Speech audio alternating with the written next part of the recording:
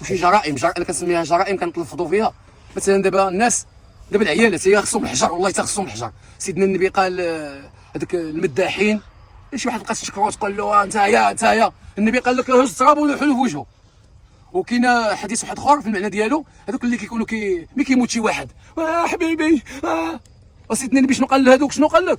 حتى هو عاوتاني قال لك التراب هذوك اللي كيموت شي واحد. لا لا لا لا نعوذ بالله، الجاهليه الاولى وما كانش هذا الاجرام. اللي بغيت نقول دابا كاين واحد العراسات، والدينا والديكم خواتاتنا، الصلاه والسلام. هذيك قلت الحياه هذه بعدا بغيتها نسول، وهذه مسؤوليه كنحملها للائمه والخطباء د المنابر. اش ما كتحدثوش الناس على هذا الاجرام اللي كيحدث عندكم في بلاد الاسلام؟ الناس الجهل العالي، شكون هذاك الجهل العالي؟ لا جاه سيدنا محمد، اللهم الجهل العالي. واش كتعرفوا هاد الكلمات؟ وعاد كتسمع